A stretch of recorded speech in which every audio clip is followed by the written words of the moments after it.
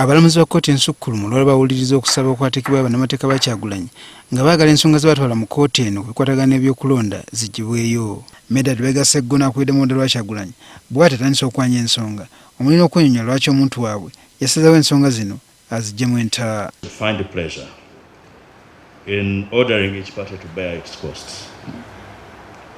And the reason is that an election petition of this nature is a very important instrument of guaranteeing the safety of Ugandans in terms of democracy and rule of law.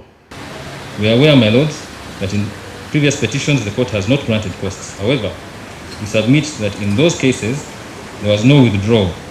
So the above, the precedents which were stated by my learned friend for the petitioner are distinguishable. Ssaabawolereza wa gavumenti William Byaruhanga ng'ayanukula ategeezezza nga batalina buzibu ku kyakujja musango mu kkooti wabula n'agattako kino kyabakuludde oluwaabi okukizuula nti obujulizi bwe batwala mu kkooti bwali bwa lujjulungu.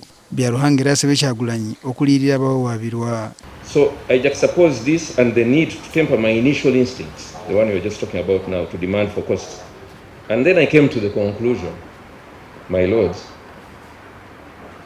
and my lord, this is precisely what you are saying, that I leave this matter to this court.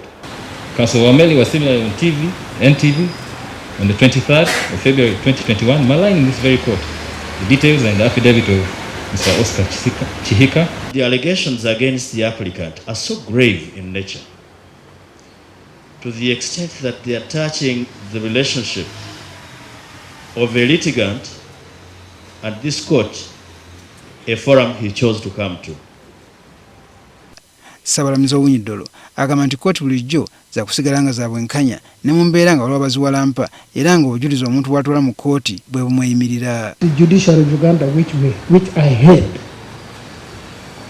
we were never influenced by people who praise us or people who abuse us.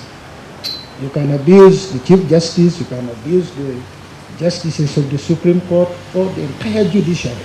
But when you come before us and you're on the side of the law, we will protect you, the insult you have heaped on us notwithstanding.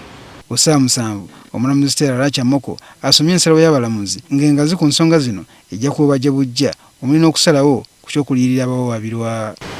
Considering that the respondents have no objection to the application for withdrawal, leave is hereby granted to the petitioner as read.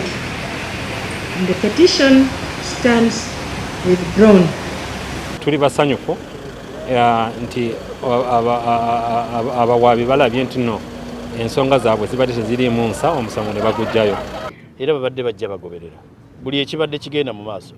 Bw'abanga Kyagulanyi ye yali omukyamu okujja mu kkooti akomererwe, bw'abanga ye yali omutuufu mumuwe ekitiibwa, bw'abanga yalina ensonga nti ddala omubbi yamubba mumuwe ekitiibwa. Akakiiko k'ebyokulonda kalina ssente ze kasaasaanyizza ezitali ku balooya. Tugambe Mwami Tashobi abadde ajja mu kkooti abadde avuga amafuta ago nenzikiriza nga looya nti nja kugamba client wange agasasula azze mu kkooti emirundi emeka esatu okuva ku Electoral Commission okutuuka wano amafuta ga ssente meka mitwalo ebiri avuga mmotoka kyeyo mutwalo egyo esatu ate sigamba nti abadde ali wano ekyemisana tewaliwo woteeri. Guno gwe mulundi ogusoose eyesimbyewo okuba pulezidenti okutwala omusango mu kkooti nga yeemulugunya ebyava mu kulonda ate nagujjayo nga tegunnawulirwa.